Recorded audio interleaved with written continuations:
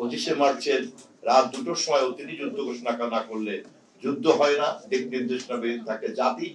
7ই নভেম্বরও তিনি যদি সিপাহী জনতা তাকে বের করে না আনেন, তখন নৈরাজ্যপূর্ণ ক্যান্টনমেন্ট এবং দেশও কিন্তু প্রশান্তির ছায়া লাগে না।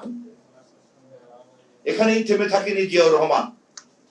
ঢাকা বিশ্ববিদ্যালয়ে তার উপস্থিতি এবং সেখানে তার সঙ্গে অসম্মানজনক আচরণকে যেভাবে তিনি রাষ্ট্রনায়কের মতো মেনে নিয়েছেন, হজম করেছেন, তিনি যেভাবে গণতান্ত্রিক মূল্যবোধের উপরে ভর করে দেশের সমস্ত ধরনের ভিন্ন মতকে মঞ্চ তৈরি করে দিয়েছেন সমালোচনা করার জন্য, বঞ্চিত রাজনৈতিক দলগুলিকে যেভাবে তিনি রাজনীতির মঞ্চে নিয়ে এসেছেন গঠনমূলক তর্ক বিতর্ক করার জন্য, কবর দেওয়া পার্লামেন্টকে নতুন করে জীবন দিয়েছেন, পার্লামেন্টকে, পার্লামেন্টারি পলিটিক্সকে 5ম সংশোধনী করে 4র্থ সংশোধনীর সমস্ত ধরনের বেড়াজালকে খান খান করে ভেঙে দিয়েছেন।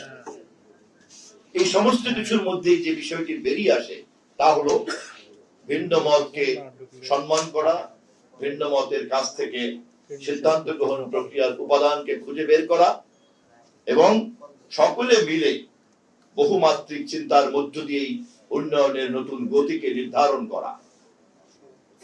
একজন সামরিক কর্মকর্তা হওয়া সত্ত্বেও তার এই মনোজগতই তাকে প্রমাণ করেছে তিনি রাষ্ট্রনায়ক ছিলেন।